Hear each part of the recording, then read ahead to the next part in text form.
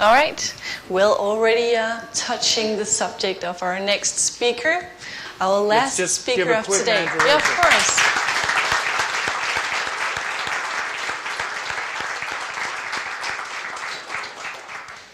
And from here, we'd like to welcome Damon Hernandez. Damon lives in San Francisco, but if you spell his name backwards, it's actually Nomad, and that is not a coincidence. Damon travels the entire world to work within the field of Web 3D. And he has built some really impressive applications that I'm sure we'll be seeing something of today. When he's actually back in San Francisco, he works for a company called Idea Builder, and they are using mixed reality technologies and robotic manufacturing to build more efficient homes. But I won't keep him anymore from showing us some of his work. So since we're doing an innovation lab, of course, one could just very easily start it, but that's not as much fun. So what I'm going to talk about is mixed realities. So I hate to bring everyone back 20 years, but to talk about how are we going to get there in 30, and where is the web currently evolving? So first, let's define what is mixed reality. And this is one of those things that when I tell people I'm from San Francisco, this is often what they think of. So first of all, I would like to say that, Wikipedia, amen. But mixed reality is ever evolving. What we see, of course, is that it's augmented reality, virtual reality, augmented virtuality, and all these other things. And it's ever changing, but what we are seeing is the way that people interact with information. We already live in an augmented world now without the need to put up a device and look around. We whip out our cell phones, we look things up, we Google search. So how we visualize the data, how we interact with the data, as we saw with Connect and other things, is constantly evolving. So I'm going to take us through some examples of interactive 3D, which is more of my background. So this is kind of what Web 3D is. Everyone's pretty much familiar with everything from games to virtual worlds. This is a scene from Second Life. Mirrored worlds, which we're seeing now, Google Earth, Microsoft's Virtual Earth, and others. And then also Web 3D-based applications. And then, of course, virtual reality. Everyone's familiar with this, with the clunky HMDs, the haptic gloves, those kinds of things.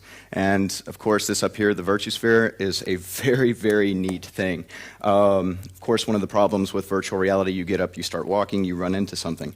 With this, they put you in a ball that is made out of the same material of kind of like a milk crate. You get in the ball, and then you just continue to walk for as long as you want.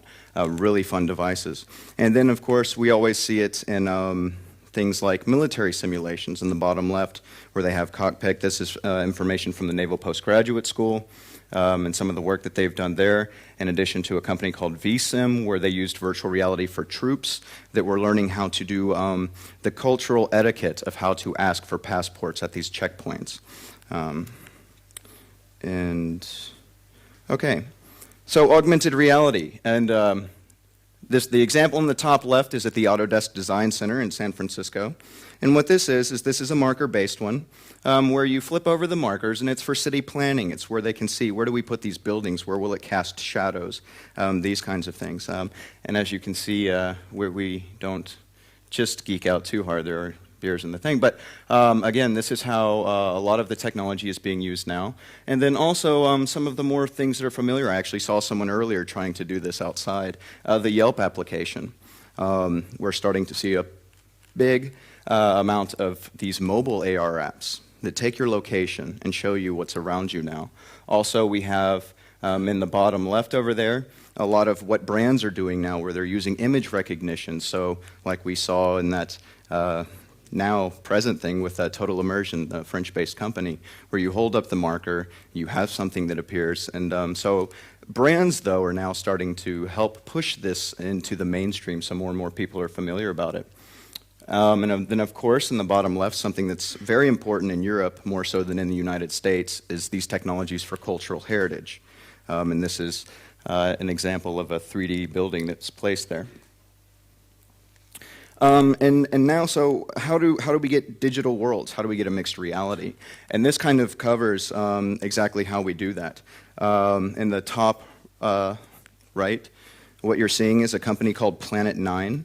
They build digital cities, and this is one of their products that I'm showing off because they were nice enough to give us some city models that you'll see here in a moment. But this shows kind of what can be done with these environments. So we are familiar with virtual worlds. But this is taking it to the next level, and it doesn't take long before someone can see how this integrates with existing social media. I can zoom into the planet, go down and see exactly where my friends are, sit with them in the park. In 2030, I'll be able to turn with my contact lenses and see them digitally overlaid there because my device knows where I am. It knows where they are. And so, you know, buildings become digital in a variety of ways. You know, the architects, of course, do CAD. They're moving toward BIM, which is building information models. So now we're having a lot higher detailed 3D geometry. You have CAM, computer-aided manufacturing, which is the way that the company I work with fabricates houses. So you're talking about an extremely accurate 3D model. Design models, of course, that are for everything from video games to movies. And then, of course, laser scanned. And again, this goes back to usually cultural heritage sites and those kinds. But again, used for a variety of different things. So this is in San Francisco, and this is actually a social network that does use your location. So when I'm in San Francisco, I hit the button, it geolocates me there in position, and I can interact with people. So it's almost like you take Second Life in the real world and merge those two together. And when I got into the field, everyone kind of had this notion that the web was going to go 3D. It would be a 3D space, and what we're seeing is that the convergence of many different technologies are making it into a mixed reality experience, and that's why I say it's ever-changing. My email reads Web 3D student, and I believe it's because we're all students of these technologies as they emerge, because they're ever-changing. They're always bringing in new elements that we weren't aware of. Part of my work that I do want to share here is the open standards. I do a lot of work with the ISO open standards for interactive 3D, and that's something that I'll go into a little bit more at the end of the talk.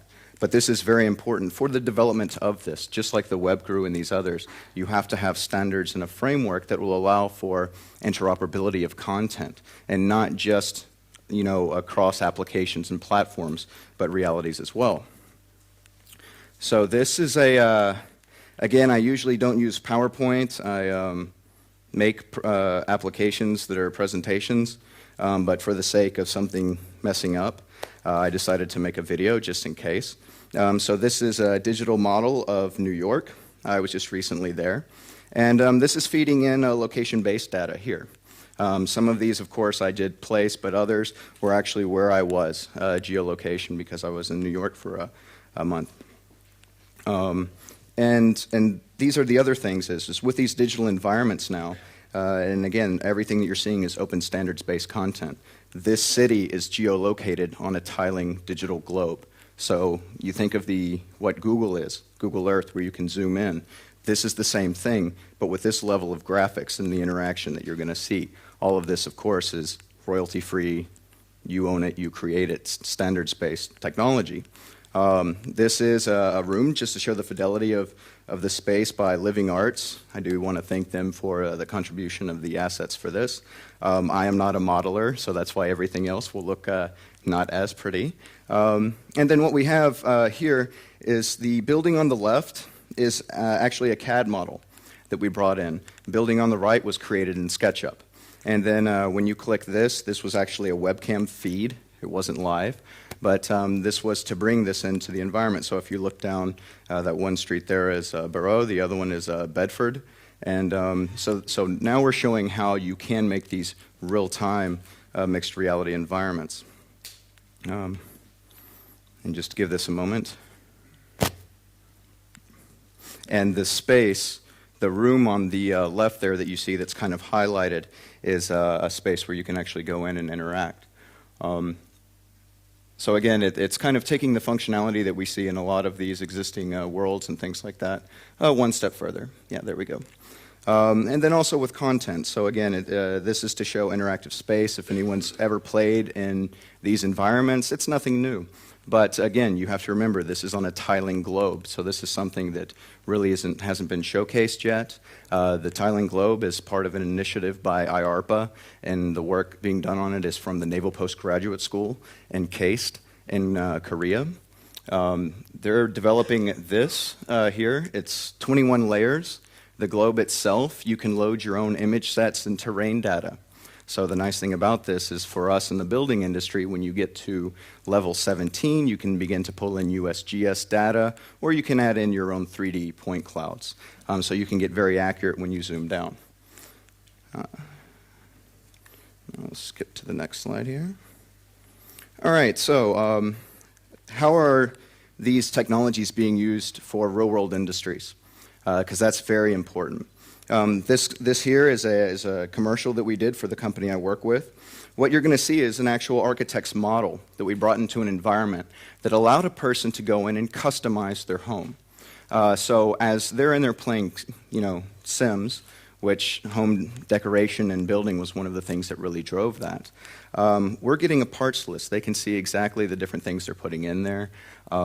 We can also show them when they select that dishwasher, that refrigerator, your calculated energy usage is going to be around a certain thing. We can take in the product information, and we can really have people customize it down to a micro level. The simulation here, a lot of the homes now are coming with home monitoring systems and sensors also. And we can feed that into the real-time environment, so that way you can get an up-to-date, what's turned on, what's turned off. And then also with these home monitoring systems, some of them have APIs that allow you to connect, so then this becomes a control.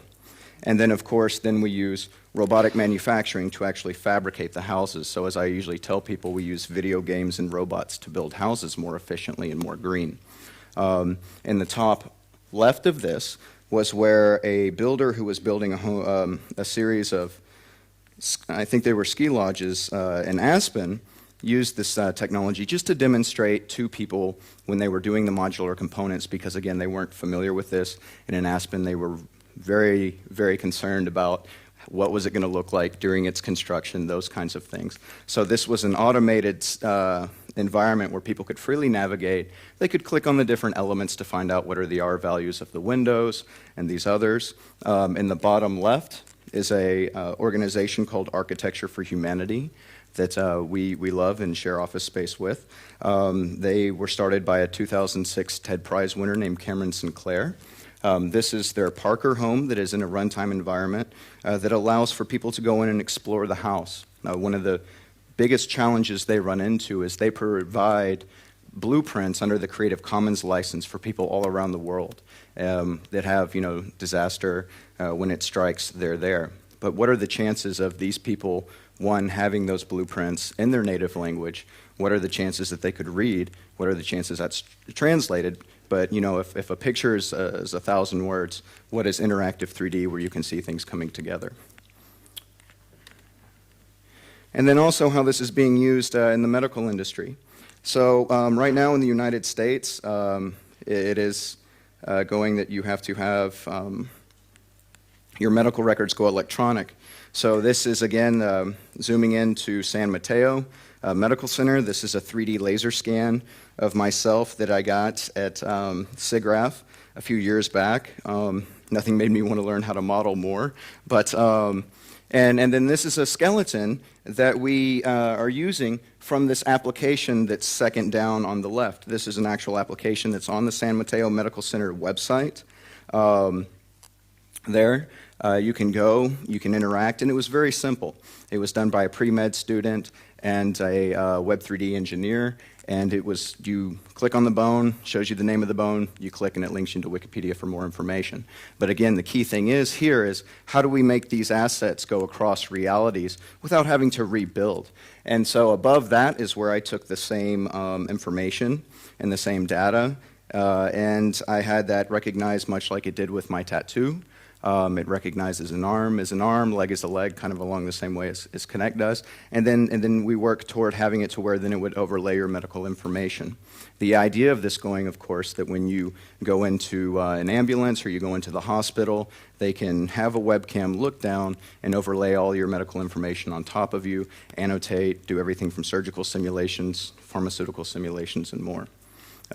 In the bottom left, what you see there is a volumetric scan. So the X3D medical working group right now is working with Diacom on developing a volumetric rendering process and the standard to where they take those slices that normally you see, put them all together to create a 3D avatar, if you will, of you that then we can put in these environments, have free manipulation, or use in any of the things that you've seen here.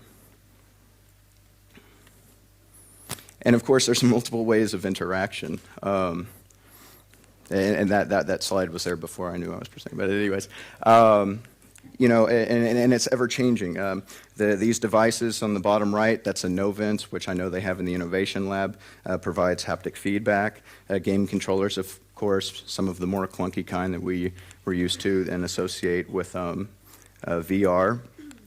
And this is just going to continue to change. It's going to evolve. And what's nice is about working with, again, content and standards is that we won't really have to do anything about rebuilding these assets. We just have to write drivers and ways for the devices to talk to the scenes.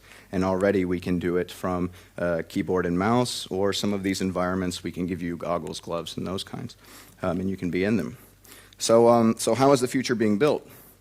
Well, this is it. Multiple open standards organizations working together. This is very key. A lot in industries, we see people trying to reinvent the wheel. And there's a lot of communities out there, the Open Geospatial Consortium, the World Wide Web Consortium, the W3C, and the Web3D Consortium that already exist and they already developed these standards. And what has to be done is everyone has to have from these different industries, especially with augmented reality, it's a lot of different disciplines that are coming together. So the future will be built just like the web was built, with standards, with the documentation, the information that will allow developers to be able to go out there and do it. Again, just a plug for the consortium. They developed the ISO ratified standard called X3D. They do work with these existing organizations, as you see down there, ISO, Diacom, the Open Geospatial Consortium, Chronos, which oversees OpenGL, Collada, and a whole bunch of other things, which I'll touch into some of the interesting work going on there. And then this is really neat. So X3DOM is a project that's being spearheaded by Fraunhofer Institute, and I had the opportunity to go visit those guys in Darmstadt a while ago. And what it is now is that we're starting to see where 3D online can run natively within the browser. Because of WebGL and other technologies now, you can essentially click on a link and there you are in an environment that looks like any of those that I just showed you. They have a lot of very interesting examples where people have done everything from tie in the Twitter API and others to make everything from a chart that kind of shows your friends and what they're tweeting about, to a 3D social graph for Facebook, and things that they have a video where it shows them interacting in a cave. Now what you have up there on the top left, which is kind of scrambled up, is a mixed media web page. Something we normally don't see is we don't see augmented reality, 3D web, and others in our web applications, which is all possible now. So again, that doesn't really look like that in the video. That must just be my computer or PowerPoint. But in the bottom right of that is you have an embedded 3D scene that's using these technologies. So that's your 3D space that you can freely navigate. The one on the left is an augmented reality application that's reading a marker. I'm a fan of Jon Stewart. I love The Daily Show. So this was just an example here. And then in the bottom part of this, you see where Fraunhofer, again, has developed this for the iPhone. One of the issues right now with the augmented reality browsers is you have a lot of content out there. You know, as the real world goes digital, it doesn't make sense to develop information for this application and then go have to do it for this application and on and on and on. That's like building a website for every browser that's out there, and how long ago was that, right? But what is a framework that allows for any person to put their information up? And then, of course, good filtering systems to where then, we can go through and turn it off, or permissions-based. If I am a building inspector, or if I am someone that's a city official and I want to access certain information, I should be able to hit that data that's there, enter in my permissions, and then be able to see that information. One of the things that I didn't have a chance to show here, that I'll pull up the video in a moment. But, as this says, build the future, support your existing standards. And then before I say thank you, because this was my final slide, but again, this was originally an application that I developed where we would be cruising around the globe. So the slide presentation was an actual working thing, but for the sake of, the demo gods usually throw a curveball. There's one thing that I would like to show here, and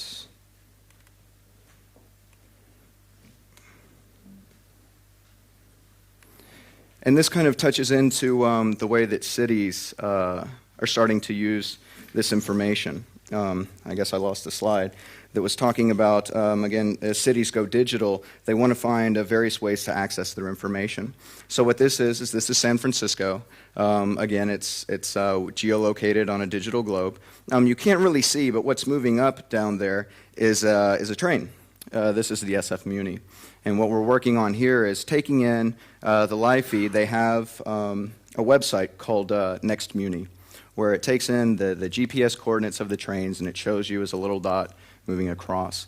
And what we're doing here is we're hoping to be able to take that information in and use that to not only drive a 3D train across that, but then also have it to where your device, you take it out and you say, okay, there's the train coming up, and all you're accessing is the train that you can see, and not the whole digital environment behind it. As we continue to move through the city, then this allows for people to do things like, for example, interact with the buildings, and this goes back into permissions-based things.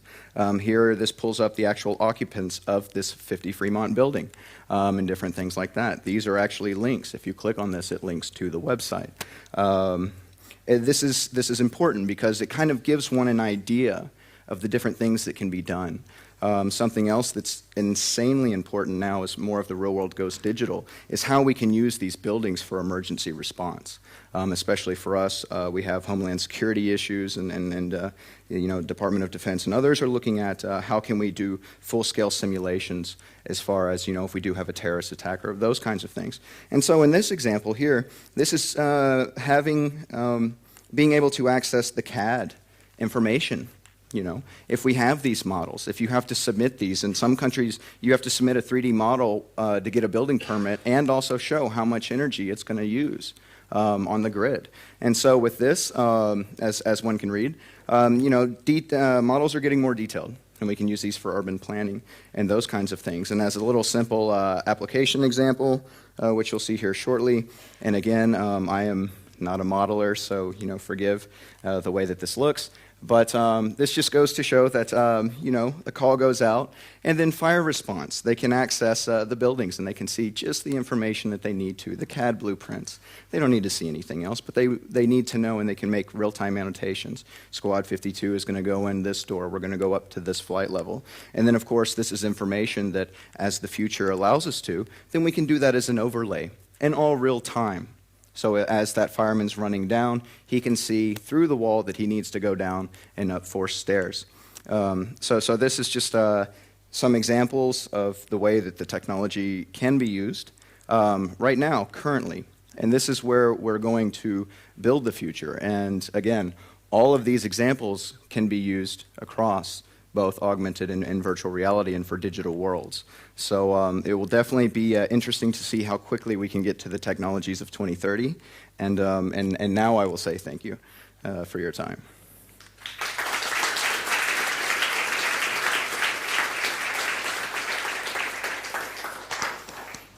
So thank you very much, Damon. That was indeed inspiring. So, any questions from the audience? Or should we take a few from our Twitter? Any questions now? Sorry. Well, for instance, one of the really interesting areas would obviously be the energy consumption. And maybe you could just shortly elaborate what these mirrored worlds could actually mean for us. In energy consumption, one could take that a lot of ways. Coming from San Francisco, it automatically made me think, what is the carbon footprint of accessing that information for some reason? If you mean in the sense of how will this help us make a more sustainable future? Absolutely. Having these abilities to do planning and those kinds of things. I think it's very important. Right now, within the building industry and other players, they're very interested in using these types of simulation level environments of saying, okay, how is this building going to perform? But also, how is this building going to perform in our city? So as I stated earlier, you know, I want to build this building, and now as things go more toward the smart grid, if I put this building here, one, how am I going to say, okay, control the building? Building facilities management just from the owner's side is insanely important. But then also what we're starting to see when we talk to city officials is that they kind of want to be able to also get that information to be able to tell these people, you know, hey, you're using too much you're using too much energy. You know, find ways to optimize the building. So there are parties that are looking at this, especially for the building industry, because that is very important right now. But that is something that most agree would have to be implemented policy-wide to truly be effective, because then you want to see how does my city work as an integrated system, and that would require everyone to kind of provide that information, where if you don't have everyone that does it, then it helps but doesn't really make a difference. So if that answers your question. Absolutely. Yeah. So is it like 5 years from now or 10 years from now? I would definitely hope sooner than later. I think with some of these more innovative technologies, especially in more traditional industries, they don't understand it. And they need to see working examples. They need to have the channels that usually they use to validate these things. And they need those showcase pieces. I mean, when we go in and we tell people what we do from a building company side, they don't understand it. Or if they see the technology, they're like, well, this is a video game. How will this be a simulation level thing? And they kind of have that old notion of when we say simulation that it's the 80s style, you know, huge caves that are multi-millions of dollars to develop and those kinds of things. And so I think as technologies, you know, web-based and others get better, and as you have more people become more technology friendly, you know, I don't want to say a newer generation, but it really is about the generation of those that are technology, and that's all ages, you know, but that you see. I think that then we'll start to see more adoption of this, and hopefully, yeah, it will build a better, greener future in that sense. So. Thanks so very much. Thanks.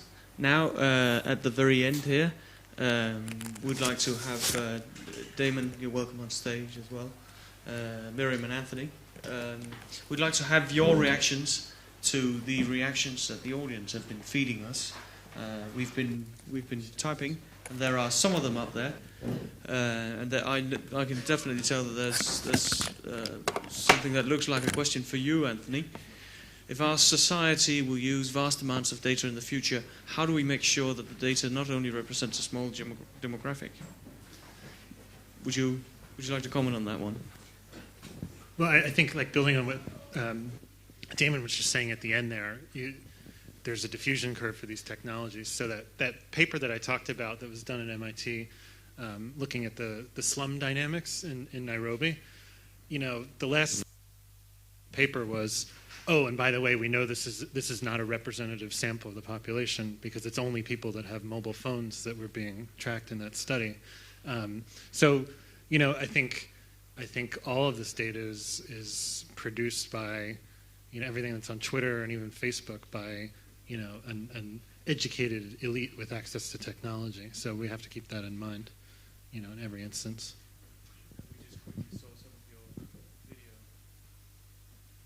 We actually have the opportunity to go back in time, just about an hour, and recap some of the videos that technology didn't allow us to see back then. If you could just briefly maybe comment on one or two of them.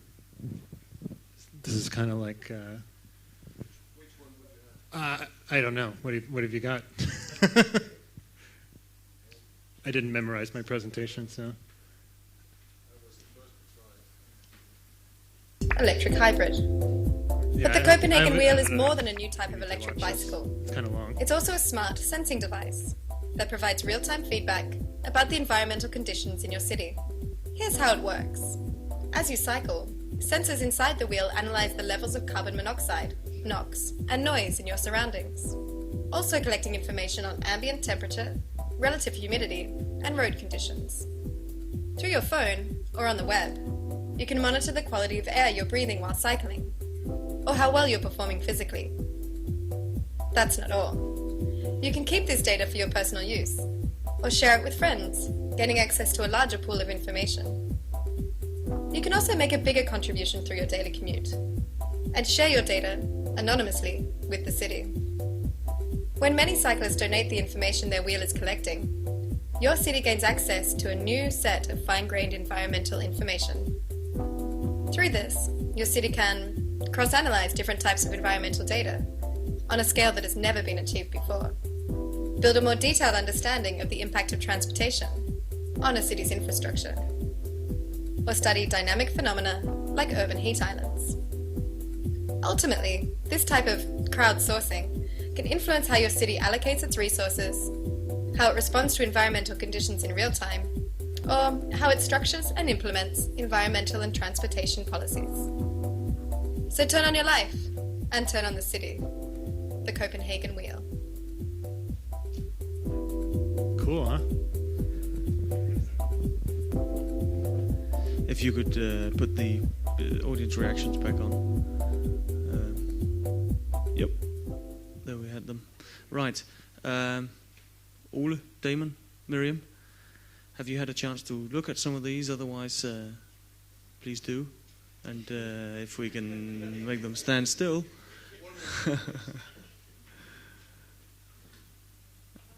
Yeah. Just to comment on number 8 then, I suppose. So I'm not sure if I should speak from 2030 or not, but if I can keep it up. I think, it's about whether you're a sort of techno believer, and whether you believe that technology is actually going to solve these problems, and that sort of our understanding of resources and so on today is somewhat limited by our understanding of the world today. And I didn't talk about this in my talk about the whole sort of biotech revolution that's going on, and how already people like Craig Venter are developing fuel generating amoeba or whatever, tiny organisms that can not only generate fuel but also absorb carbon dioxide. So I'm not so worried about question 8 really. I just read number 9 there. Maybe some perspective. Yeah, I think there's always going to be an A and a B team, but I think it's a fluent thing. With any new technology, with every new application of inventions in the world, there's always going to be people who are pushing back, don't want to be part of it, and don't want to be like Twitter. How many Twitter users do we have worldwide? 10 million? Something like that. Whereas there's several hundred million Facebook users. And I know a lot of people who say, well, I'm never going to be using Twitter. And it doesn't matter. It doesn't put any downside to their social life. It's always going to be fluent. There's going to be a lot of people who absorb new technology faster, and they have their social life. But I don't think our social skills is going to be set back by not adopting technology fast enough. Yeah, I just want to touch into something that I kind of see in some of these questions here. But we've noticed, especially when you get into geo-visualization of information, is how this really helps people understand what's going on in the world. If you look at what things like YouTube, Twitter, and others have shown, when people can go anywhere and see what's going on by the people who are in that area, and they're uploading these assets and this content. And I know that with people that I've talked to about using some of these geo-visualization technologies especially, is that when they show someone, hey, when global warming happens and the sea level rises this much, and then they see how much of that floods inland, then they're like, oh, wow. When they've read it or maybe seen a movie about it, it's something completely different. And I know that with some of the groups that we have a student group in Cambodia that when some of the students in other parts of the world then see the way that these people are living in that relation. It's not text, it's not something. It's me being able to zoom from here to there, which shows me that they're a part of my planet as well. And then we can walk a mile in another person's shoes, even if that is digitally. I think that the way that these technologies evolve, what they're going to allow for people just of themselves, how do I play a part in society? How am I helping things out? And even chart that across. Maybe it will help people change their habits. I think it will bring new awareness. You will have that connection better with the planet. I mean, the community. I mean, we're small. And now in social networks are making it to where if I have a problem with something, it's not about going and being the town crier. I create a Facebook group, and then by viral, you can have anywhere of hundreds of thousands, millions, or 5. That will support that cause and then make change. And we see that especially in San Francisco with some of the events that have gone on there where something will be announced and then almost real time, within 30 minutes, you'll have 500,000 people that are complaining about something, and then, something changes. So I am looking forward to seeing how these technologies will play in kind of helping people as individuals and then also as communities and as nations and things like that kind of hopefully change our thinking and policy toward other things. Any other final remarks? Yeah, if I may. Yeah, I think Damon, you got very practical in some of your some parts of your talk, and I love to think about open standards because I think it's really important. It's the most important thing, I think, to get real value from all the data that we're collecting, and in 2030 we're going to have an abundance of data. It's so important that we don't let one company or a group of companies control any of these standards. It has to be an open standard adopted by a whole community. Of course, we can then talk about how cloud computing plays a role in this because all this data has to live somewhere. But the APIs, the interaction with all this data has to be based on open standards. I think that's a pivotal thing. So, just a final comment. Thanks. And I would just like to sum up. If yeah, it's actually working.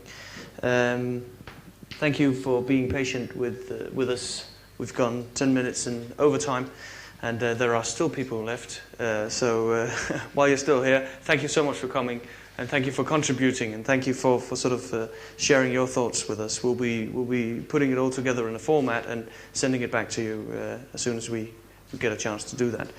I started off by making a bit of a conclusion and taking some new directions. So maybe I should end with a couple of questions or some new, even further directions. Definitely to me, it seems that the digital is creating a new space. The question is, how do we handle this space? And there isn't a definite answer to that. We need to experiment, and we need to go out there and learn by doing and do learning. Technology becomes personal. It's quite clear. It needs to be very easy to use, but at the same time, it's quite complicated to make.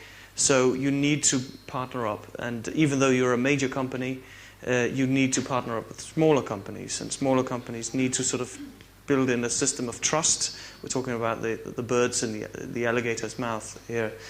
Mutual trust is a trait we need to abide by. Also, we learned that it was important to be unique. And in order to do that, we need to forget the traditional logic. We need to sort of take a few frog leaps and do something which goes beyond traditional present logic. That's the kind of innovations or inventions that'll create the kind of logic we're looking at in 2030 when we're looking back and saying, oh yeah, that's just how it is. No, that's how it is now, but it hasn't always been. So the present state is a conclusion of these unique endeavors. Also, approachable. Something needs to be approachable. I think that was a very good word we had out there. It needs to be inviting. Whatever products or services we're bringing out, it needs to be inviting. It needs to be approachable. It needs to be that there needs to be an open end for others to join, even though it could be part of the process, or it could be as the dialogue evolves and your product is entering the market. And that's basically my sum up. I'd like to finally thank the project of eCraft that is bringing all this knowledge to all organizations in the region. Thank you for the extraordinary people at Vestas, and for the city of Aarhus and Bang & Olufsen. Thanks.